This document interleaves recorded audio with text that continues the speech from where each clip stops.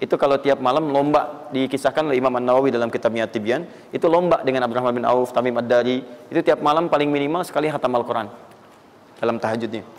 Tapi dahsyatnya, besoknya sekiannya itu selalu datang 60, kalau kita sekarang 60 kontainer datang, isinya emas, perak, berlian, macam-macam. Ya, kebayanglah kalau ke PTM datang 60 kontainer isinya emas, perak. Makanya nggak ada yang dikasih lagi sekarang. Nah, lihat sini, sudah? Saya mulai ya. Nah, ini saya harus selesaikan ini. Kita sepakat dulu sampai jam berapa kita? 11. Oh enggak, kalau Anda mau sampai jam 11 silakan saja. Saya setengah 10 selesai lah. Karena ini pembuka ya, pembuka. Ke depan kita akan lebih kompleks karena saya pengen ini dicoba sampai sepekan. Nanti akan melahirkan perubahan. Karena ke depan kita akan bicara tentang riba, tentang macam-macam ya. Itu perlu lebih fokus lagi. Ini yang dasar untuk sepekan dulu. Siap ini ya? Yuk kita mulai. 1. Rizki lewat ikhtiar atau usaha. Saya boleh teman-teman sekalian buka ini ya? Ini udah? Ya. Udah. 1 yang lewat usaha itu ikhtiar. Ya, buka Quran surah 39, Quran surah 53 ayat 39. An-Najm ayat 39. Wa allaysa lil insani illa ma sa'a. Wa allaysa lil insani illa ma sa'a. Wa allaysa lil insani, bahkan setiap manusia itu, awas, illa ma sa'a, akan mendapatkan rizki, akan mendapatkan hasil dari apa yang telah ia usahakan dengan sungguh-sungguh. Jadi kalau Anda ingin mendapatkan apapun, mau dapat pahala, dapat rizki, dapat ini, dapat itu, maka semua bergantung yang pertama pada tingkat kesungguhan usaha Anda. Usaha yang serius, yang sungguh-sungguh disebut dengan sa'a, yas'a, sa'yan. Sa'a, yas'a, sa'yan.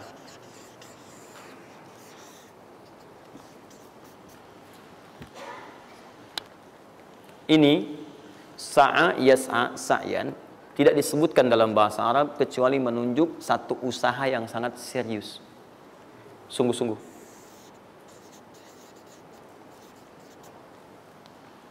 Rizki yang pertama ini sifatnya kata Al-Quran, langsung Allah yang menyampaikan. Kalau Anda mau mendapatkan rizki itu, baik yang sifatnya materi, uang, rumah, mobil, pakaian, makanan dan sebagainya, maka Anda mesti serius usaha. Usaha yang serius. Saya belum bicara bagaimana cara usahanya. Tapi Quran ingin membangun komitmen dulu. Anda mau usaha enggak? Anda usaha, saya kasih kata Allah. Jadi kalau Anda enggak usaha, enggak akan turun rezeki. Ya, enggak ada rezeki turun dengan cuman diam aja. Enggak ada. Anda mesti usaha. Saat saya berada di Mesir, ada 2 mahasiswa itu saling, mereka paham Quran. Mereka diskusi ingin membuktikan kebenaran Quran. Yang satu cara berpikirnya benar, yang satu keliru.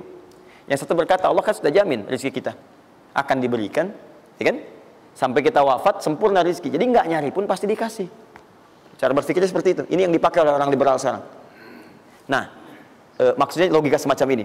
Yang satu lagi berkata, memang Allah kasih, cuman kita mesti usaha. Dia sebutkan beberapa ayatnya.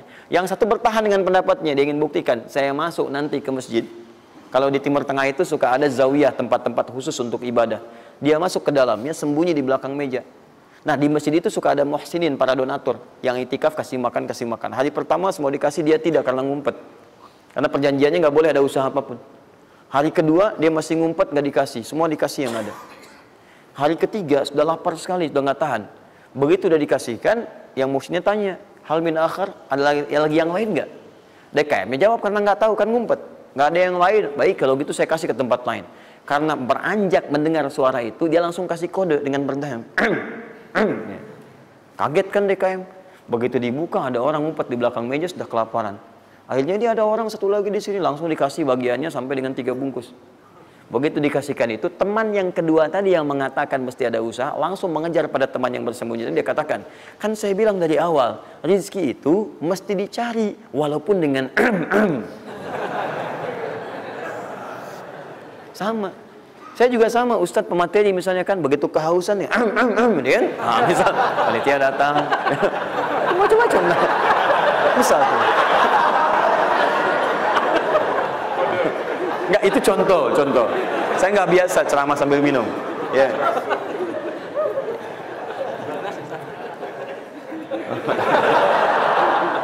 Jelas ya? Nah, jadi prinsip yang pertama, kita harus punya komitmen yang kuat dengan Allah. Kata Allah, kerja ya kerja. Kata Allah, usaha ya usaha, jangan diam. Di usaha itu sepanjang keluar yang disebut usaha dari dalam tubuh kita, kaki melangkah, tangan bergerak gitu kan, kemudian mulut berbicara, bersuara, atau telunjuk menunjuk aja, ada usaha, rezeki turun. Apa butuh pembuktian lagi? Tuh lihat di beberapa belokan-belokan tuh, cuman orang begini aja, prit, 1.000, makasih Pak, 2.000, makasih bos, ya kan? 5.000, paman. Om. Jelas ya, paham ya?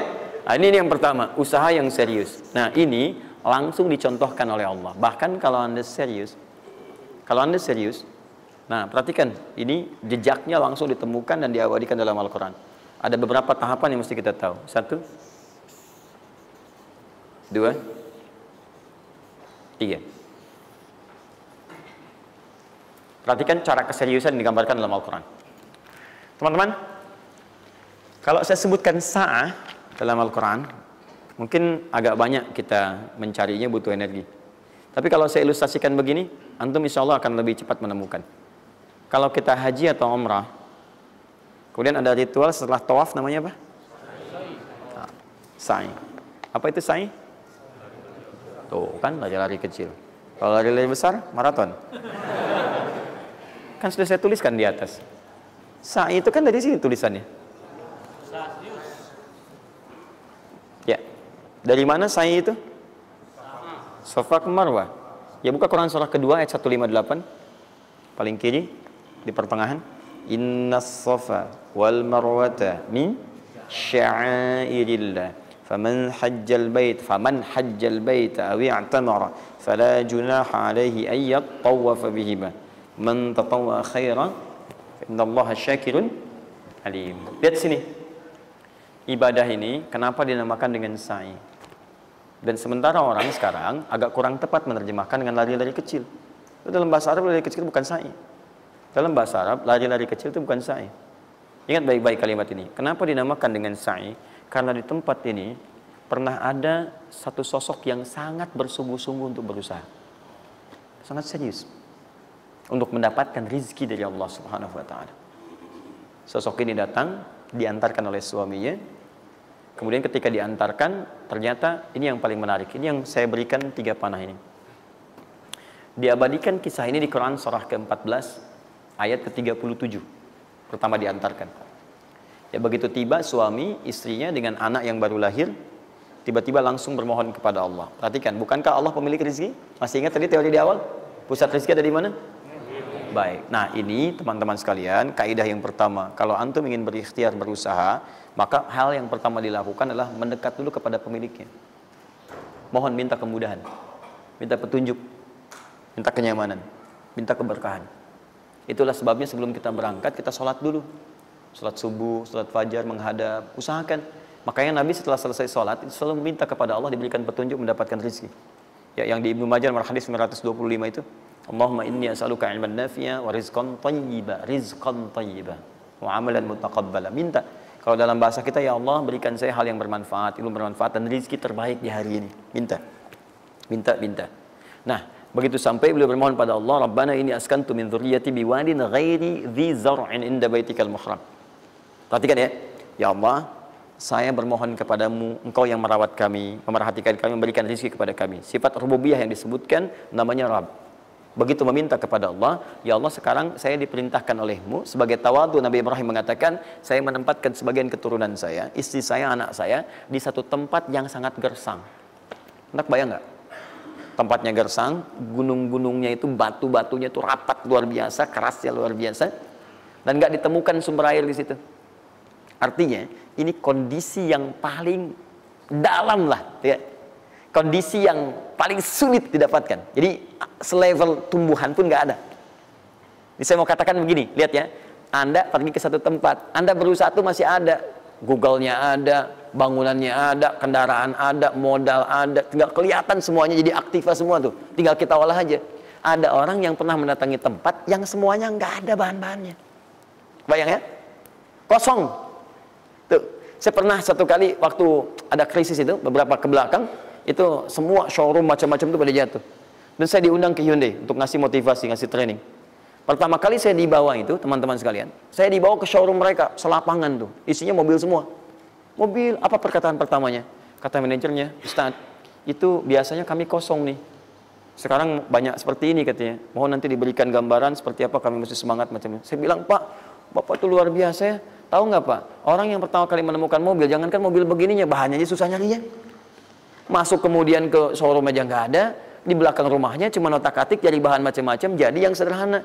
Ya dari situ aja jadi mobil. Bapak sekarang udah ada mobilnya, tinggal dipasarin aja.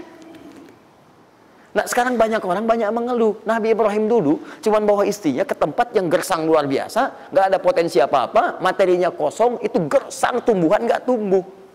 Apa yang terjadi? Begitu sampai di situ, satu kalimat ketika meninggalkan Ibrahim istrinya Sayyidah Hajar dengan anaknya Ismail alaihissalam, maka pertanyaan pertama dalam satu riwayat, ahadza min amrillah, apakah semua ini ketetapan Allah? Maka dijawab bala. Perhatikan prinsipnya, selama ini ketetapan Allah, maka Allah tidak akan menyia-nyiakan saya. Dan rizki telah Allah tetapkan kepada kita, maka Allah tidak akan pernah menyia-nyiakan kita. Paham ya? Jadi kalau Anda ditempatkan di kondisi apapun, bahkan mulai belum bekerja, baru lulus kuliah, bahkan mulai baru membuat satu bisnis misalnya, atau macam-macam halnya, ingat, ada yang lebih buruk kondisinya daripada Anda, yang semua bahannya bahkan belum didapatkan. Dan dia yakin dengan Allah. Sepanjang Anda punya Allah, maka semua akan mudah bagi Anda. Ini prinsip yang pertama. Jelas ya? Nah, kalau sudah paham sampai sini, belum berhenti karena ada komitmen untuk usaha. Apa usahanya? Maka Ismail menangis satu saat dan Allah tetapkan ASInya nggak keluar dari ibunya. Begitu tidak keluar, nah anak ini kan pasti bergejolak.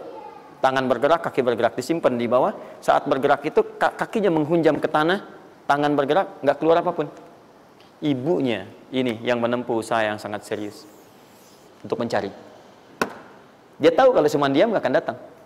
Maka ibunya menerapkan satu ketentuan pertama yang nanti diabadikan dalam Al-Quran, yaitu teori rezeki dengan ikhtiar, mencari cara yang serius. Nah, cuma apa yang akan kita keluarkan saat ini terlepas dari usaha apapun yang Anda kerjakan saat ini. Tapi teori dasarnya adalah ketika Anda menempuh usaha yang serius ini, ada beberapa tahapan yang mesti Anda lalui. Persoalannya, waktu saya sudah habis 9:30. Nah, saya mau minta sedikit aja, boleh nggak saya tambah 5-10 menit? Alhamdulillah. Nah, satu, saya agak cepat ya, saya agak cepat. Satu. Nah, yang pertama beliau lakukan, beliau kemudian mencari itu dengan semangat, naik ke satu bukit. Naik. Bukit apa namanya? Kapan bukit itu dinamai dengan Sofa? Ini persoalannya.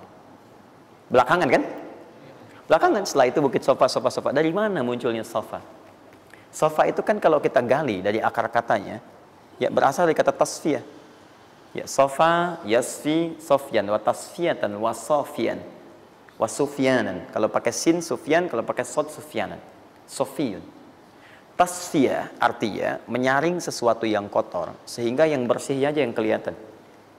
Kalau Anda menyaring sesuatu, saring, bersihnya itu ada, kotornya hilang, dibuang. Itu namanya tasfiyah. Pakai ta, sod, fa, ya, ta. Ini. Hasilnya disebut dengan sofa. Orangnya disebut dengan Sofi atau Sufi. Perempuannya disebut dengan Sofia.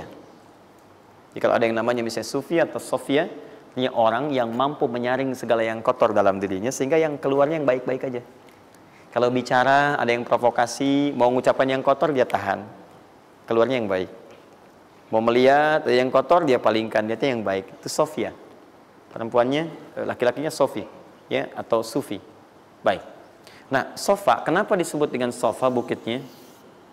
Karena pada saat itu, walaupun tidak ada modal, situasinya sulit, beliau bisa menyaring keadaan dirinya, sehingga menghilangkan yang kotor-kotor dalam benaknya, dan yang ada cuma prasangka baik kepada Allah Subhanahu wa Ta'ala. Maksudnya Pak, kalau Anda ingin memulai usaha sehebat apapun, walaupun nggak ada modal, nggak ada apapun, hal pertama modal terbaik yang Anda mesti lakukan adalah berprasangka baiklah kepada Allah Subhanahu wa Ta'ala. Sofa. Positive thinking kepada Allah. Allah sudah janjikan kepada saya, maka saya akan memenuhi apa yang Allah perintahkan, dan akhirnya Allah memberikan apa yang dijanjikan. Betul ya? Kalau Anda memulai dengan perasaan yang baik, yang positif, nanti Allah akan angkat Anda berada di puncak seperti Sayyidah Hajar naik ke atas bukit itu. Jelas ya? Dan perasaan Anda pun akan enak. Tapi kalau belum apa-apa Anda sudah negative thinking kepada Allah, maka mohon maaf, jangankan rizkinya, maka usaha Anda pun tidak akan maksimal, effortnya akan sangat kurang. Anda baru mau ke kantor, terus tiba-tiba melihat mendung, ya, terus orang udah mulai macet, terus negatif muncul di situ, ya mendung, macet. Terus apakah dengan mengatakan ya mendung dan macet, kemudian macet itu akan terurai? Mendung itu akan sirna? Tidak. Sampai Anda bikin status pun nggak akan pernah kelar. Ceklik, hari ini Bekasi macet. Terus Anda ngapain? Jadi kalau Anda mau mengawali sesuatu, maka positive thinking kepada Allah. Bismillah. Allah yang bikin mendung, Allah yang bikin terang. Nggak ada bedanya. Bismillah. Saya diperintahkan, saya jalan. Tak bisa, kemudian saya coba cari alternatif. Macam Anda usaha. Paham ya? Nah, kemudian, bukankah seseorang berusaha itu ingin mendapatkan sesuatu? Puncak hal yang diinginkan, yang diharapkan itu bentuknya rizki. Tapi sifat ingin mendapatkan sesuatu, puncaknya disebut dengan marwah namanya. Sesuatu yang sangat diharap, diinginkan, marwah. Perhatikan baik-baik. Ya. Saya mau tanya begini, dari sofa ke marwah, berusaha dengan serius Sayyidah Hajar. Lihat sini, sofa itu kan di atas kan, terus turun kan, turun, tahan sini. Begitu ke sini, melihat ada peluang di sini, terlihat seperti ada oase, maka dipercepat jalannya. Makanya di sini sekarang ada tanda lampu hijau. Ya, begitu nyampe sini untuk laki-laki lari-lari kecil, perempuan jalan cepat. Ini karena ibadah yang disebut dengan sa'i sering diartikan dengan lari-lari kecil. Ini berlari ini teman-teman, jalan cepat ibu. Ini sesungguhnya awalnya ini melihat di sini seperti peluang ada oase di sini di marwah, banyak air, maka dipercepat jalannya. Sampai di batas ini ragu lagi. Betul nggak ya? Apa cuma fata morgana? Tapi yang paling dahsyat adalah dia memastikan dengan ikhtiarnya. Saya mesti pastikan dulu, jangan menduga-duga. Dikejar sampai ke atas. Begitu kepastiannya tidak ada sama sekali. Ternyata fata morgana saja. Dari sini balik lagi, mungkin di sini ada. Ya, balik lagi ke tempat tadi, balik dilihat sini kayak ada betul di sini. Balik nyampe sini fata morgana. Bola balik, bola balik, bola balik sampai dengan 7 kali. Ya, dari sini ke sini 1. Sini ke sini 2, ini 3, 4, 5, 6, 7. Ingat, sofa selalu genap, marwah selalu ganjil.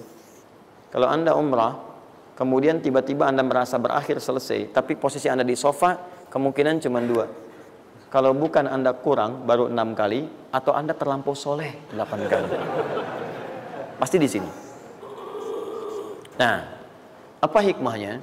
Proses ini disebut dengan sa'i. Perhatikan baik-baik. Tahan, fokus. Ketika Anda berusaha teman-teman, maka mulailah dengan berpositive thinking kepada Allah. Tapi ingat, usaha Anda tidak akan selamanya ada di atas. Mungkin suatu saat akan turun. Kan? Mungkin Anda ada di puncak. Mungkin suatu saat Anda turun. Mungkin kadang ada di puncak, kadang stabil aja. Tapi kalau Anda melihat peluang, cepat kejar selama peluang itu baik. Itulah yang dimaksud dengan kompetisi yang sehat. Anda dapatkan kejar, ada tender, ikut tender dengan cara yang baik, cara yang normal, ikut. Kalaupun bukan rezeki Anda, nggak ada masalah. Dan jangan pernah macam-macam lah. Saya dah ajar kan nggak pernah nyogok sama malaikat. Malaikat cepat sini dah gitu. Saya kan di sini Nabi gitu kan. Kau minta apa saya kasih, kan nggak pernah. Ya biasa aja bolak-balik. Ya walaupun mungkin ketika Anda kejar itu bukan bagian Anda, mungkin cuma fata morgana, nggak ada masalah. Saya kasih rahasia besarnya. Sepanjang Anda betul-betul ikhtiar dilakukan karena Allah, maka perhatikan baik-baik. Kadang-kadang Allah seakan menunda apa yang menjadi hak Anda, bukan ingin menunda dan membiarkan Anda tidak mendapatkan sesuatu, tapi ingin memberikan semua nikmat secara sempurna. Karena di atas itu ada nikmat pahala, ada nikmat doa, ada nikmat istighfar, ada nikmat usaha, dan nikmat hasil yang tiada terputus. Tidak terputus. Lihat sini. Kalau antum sehari berusaha, nggak dapat apa-apa. Memang, mohon maaf, hasilnya belum dapat diraih. Belum dilihat tuh. Tapi bukankah pada saat itu, doa antum akan bertambah? Bukankah malamnya salatnya nambah? Tahajud? Bukankah di situ kadang-kadang kita istighfar, ya Allah, Teman-teman, bukankah istighfar menggugurkan dosa? Bukankah berdoa menambah harapan, mengakumulasikan sesuatu? Bukankah tahajud menambah pahala lagi? Kadang-kadang yang diinginkan oleh Allah pertama kali bukan dunia dulu. Ketika Allah mencintai seorang hamba, dia akan berikan pahala akhirat dulu. Karena dunia itu sifatnya sementara. Hei fulan, kamu kemana aja? Kemarin kamu jauh dari saya, baru sekarang kamu pikir dekat dengan saya.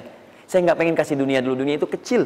Kalaupun di seekor sayap samuk sebelahnya, sebelah sayap nyamuk ada dunia itu ada nilainya, saya kasih buat kamu deh, nggak ada nilainya. Ya, karena itu saya ingin kamu akhirat sempurna dulu. Saya ampuni dulu dosa-dosa kamu yang kemarin. Begitu sudah diampuni, hari kedua istighfar lagi diampuni, saya kasih pahala yang banyak. Begitu pahala udah dapat, dosa udah diampuni, baru dunia diakumulasikan. Karena hukum dunia itu, kalau antum usaha akan terus diberikan. Jadi nggak ada yang nggak dikasih. Jadi kalau antum sehari bekerja ini, kelihatannya nggak dapat apa-apa. Bukan nggak dapat apa-apa, disimpan untuk diakumulasikan. Nanti dosa antum tuh udah hilang, amalan udah banyak, antum dapat banyak. Kadang-kadang nggak sadar kalau saat dapat banyak itu sebetulnya itu hasil usaha antum sebelumnya. Itu teorinya begitu. Ya, jadi nggak ada yang nggak dapat apa-apa, semua akan dinilai. Sepanjang antum bergerak dikasih, dan antum buktinya hidup juga. Sampai ke hari itu kan masih hidup, bisa makan juga di hari itu, bisa beraktivitas juga, sehat juga dan sebagainya. Belum dapat apa. Makanya kata Nabi, yang hari itu ada makanan, dia orang kaya sebetulnya. Kalau besok masih ada lagi, kaya banget. Antum sampai sebulan masih ada cadangan. Jadi, kenapa kita mesti berkeluh kesah? Dan belum tentu hidup juga sampai besok. Yang tuh mau ngumpulin apa? Nah, maka prinsip yang terbaik adalah ketika antum berikhtiar, ikhtiar usaha yang maksimal. Tapi jangan khawatir kalau antum kerja sehari nggak dapat, 2 hari belum ada usaha. Jangan khawatir teman-teman sekalian. Rumusnya mengatakan semua ketika badan bergerak maka rezeki dituliskan untuk keluar. Tapi kadang-kadang ada yang Allah inginkan lebih besar dari apa yang Anda harapkan. Apa yang Allah harapkan ikutkan ke situ, maka Anda akan mendapatkan akumulasi bagiannya. Itu yang dilakukan oleh Sayyidah Hajar. Begitu beliau kemudian naik ke Marwah, nggak dapat, naik ke Safa, nggak dapat. Apa pernah tertuliskan dalam riwayat sedikit aja Sayyidah Hajar mengeluh? Tunjukkan kepada saya kitab mana yang pernah menunjukkan riwayat ketika bolak-balik itu kemudian Sayyidah Hajar berkata, ya Allah, saya kan istri Nabi, saya kesini memenuhi perintahmu ya Allah. Ini udah capek, kenapa belum turun juga? Pernah nggak? Kedua, ketiga, keempat, kelima, sampai ke yang ketujuh. Begitu sampai di Marwah, baru kemudian diakumulasikanlah itu. Apa yang terjadi? Ibunya yang usaha bolak-balik. Airnya keluar dari mana? Anaknya, kakinya kemudian menghentak lagi. Tiba-tiba keluar air dari situ. Pertanyaan saya, ibu yang lebih tahu di belakang. Kan kalau anak itu sedang haus, pasti tangan kakinya bergerak kan? Kenapa saat pertama disimpan bergerak, airnya keluar? Sudah 7 kali bolak-balik, baru air keluar. Saya akan lihat riwayatnya. Pada hentakan itu, ketika 7 kali ibunya bolak-balik, malaikat mengepakkan sayapnya. Itu yang menghantam air dan keluar air. Malaikat yang ditugaskan Allah memberikan rezeki namanya Mikail. Itu ada di Quran surah kedua ayat ke-98. Ya, man kana aduwwan lillahi wa malaikati wa rusuli wa jibril wa mikail. Mikail. Di antara tugas Mikail oleh Allah ditugaskan untuk memberikan rezeki.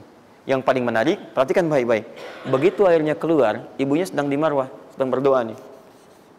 Makanya kalau sa'i di sofa ngadep ke kiblat berdoa dulu, ke Marwah ngadep ke kiblat berdoa dulu. Begitu sedang berdoa nyampe ke Marwah yang ke-7, anaknya lebih kencang menangisnya. Ibunya mendengar suara nggak biasa, dikejar ke sini. Begitu kejar ada air. Apa kata ibunya? Lihat kalimatnya. Zam, zam, zam, zam. Ibunya tidak mengatakan ijma, tapi zam, zam, zam, zam. Zam itu artinya kumpul jangan berhenti, kumpul jangan berhenti, kumpul jangan berhenti. Sampai sekarang air itu tidak pernah berhenti.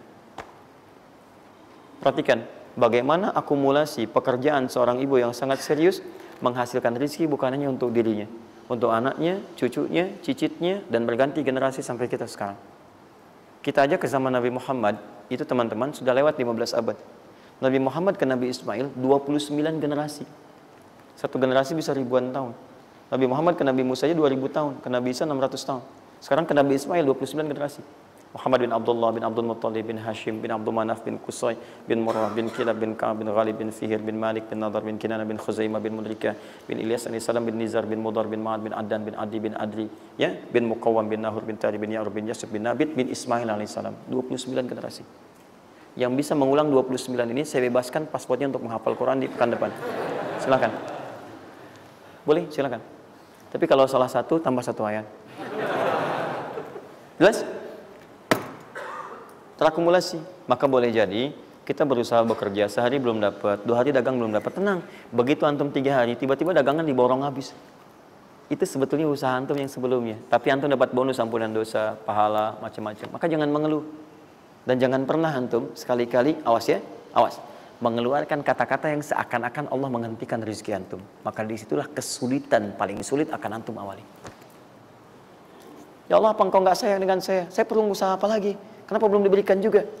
Dan sebagainya. Itu kadang-kadang membuat seseorang kalau sudah kehilangan arah seperti itu sampai meninggalkan agamanya. Itu yang paling fatal. Paham ya? Keluarkan. Tidak usah mikir, nggak usah macam-macam. Dah, 2,5% keluarkan. Itu 2,5% itu paling minimal. Kalau mau 5% keluarkan. Ingat rumusnya, kenapa disebut zakat? Di antara makna zakat itu adalah